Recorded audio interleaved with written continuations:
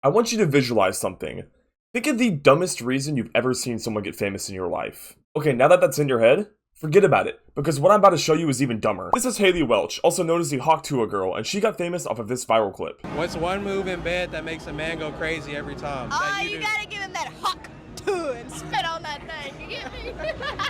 And look, I get comedy is subjective. Personally, I don't find it super funny. However, I feel like the overreaction to this joke is one of the cringiest things I've ever seen online, and it really shows a lot about how men think and how the internet economy works nowadays. Oh, and there's just some wacky stuff. Like, some people think it's a psyop. Now, I don't want to spend too much time on it, but we have to address the elephant in the room. This joke is unfunny as hell, and people are running it into the ground. It is straight up coworker humor, it is millennial brain rot, and it's painful to watch. Goober alert. Goober alert. Goober alert. Goober alert. And to me, I feel like if you find it this funny, you're kind of just admitting that you've never known a woman who's comfortable enough to joke like that around you. Like, guys, woman.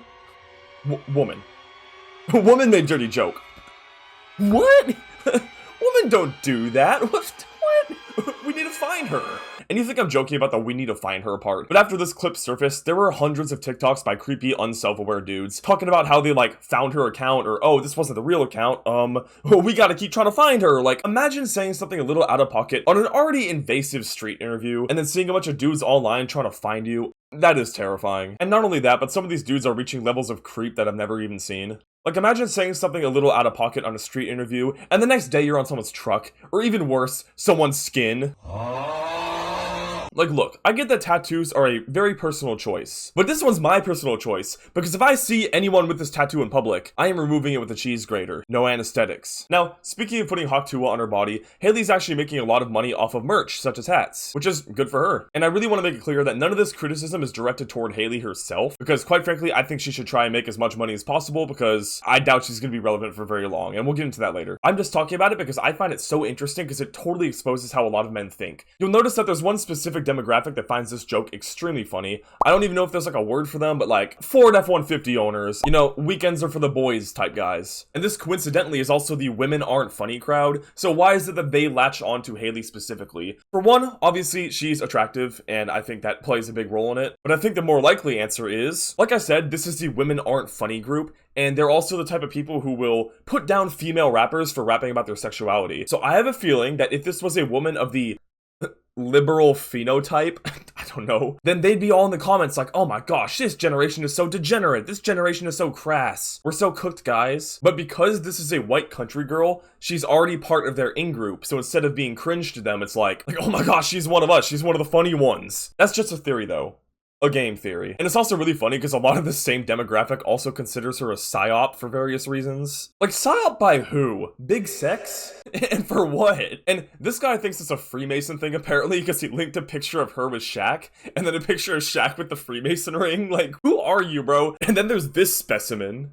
And then someone else linked this picture and he said, talk about a reach. Like, how is yours not a reach? And then someone else replied to him, like, no, it's not a psyop. She is secretly trans though. Like, wow, things are really heating up in the dipshit community. On a larger scale, there are a lot of people who think she's like a psyop to promote like promiscuity. Once again, why and who is trying to promote this? Like, what? And then a lot of people think she's like an industry plant. Nobody knew this was gonna blow up. How are you supposed to plan this? Now, I actually do think it is a psyop, but not for the reason these guys think. So, I want you to think, every interview you've seen with her, what do you notice about her?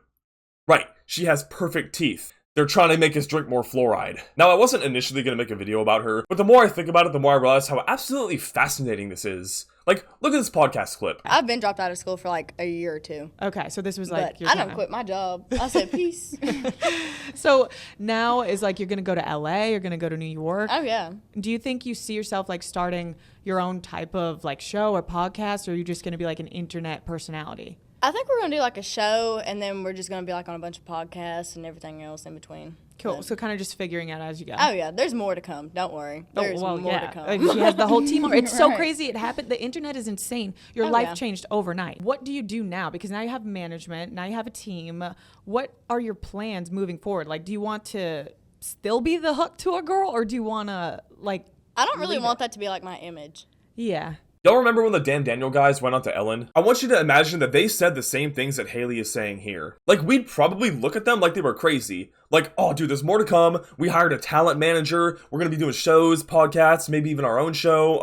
We don't even want to be known as the Dan Daniel guys. Like, what? Like, that's what you're famous for. But seriously, it's so fascinating to me because, again, we would think the damn Daniel guys are crazy for saying this, but a lot of people don't even bat an eye when Hailey says this. Like, both the podcaster Brie and Hailey share the exact same assumptions about virality. Like, Hailey blew up off a meme that is less to do with her and more about what she said, and yet both of them are just like, oh yeah, of course they're gonna make this a career, of course they're going to LA. Like, the immediate instinctual assumption is that this is something that can and should be monetized, despite the fact that this meme is literally separate from Hailey as a person. And once again, this isn't a criticism of Hailey. Honestly, I hope she can make a career out of it. I'm just saying that this really shows how much the internet has changed. And quite honestly, I feel like you could see this kind of tendency in a lot of things. Any amount of attention nowadays on the internet can be monetized because of how hyper monetized we've gotten. Look at any meme page on Instagram. A lot of them are even selling like products, or any influencer with over 10,000 followers has their own masterclass already. It's all so monetized, so I'm really not even surprised to see that someone can blow up like Damn Daniel did and actually turn that into a career now. Or at least they're gonna try to. I just find it interesting that that's the instinctual assumption, like the first thing you think of when you get viral.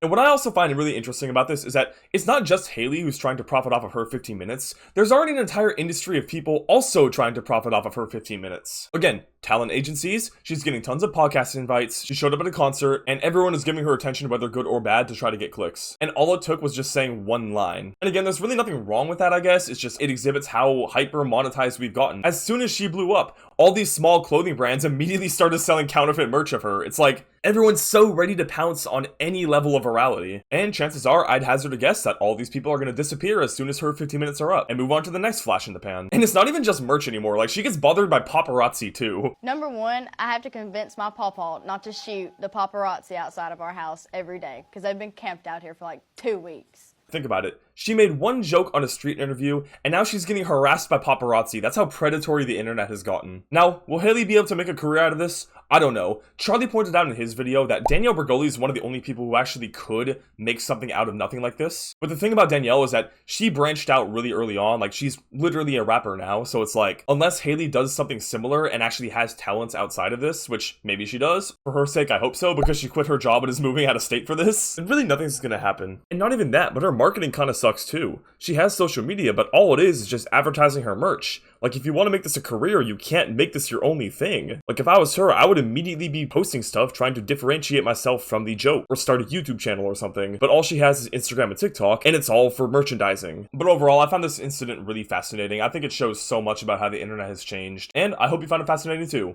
Subscribe and I'll spit on that thing. Later.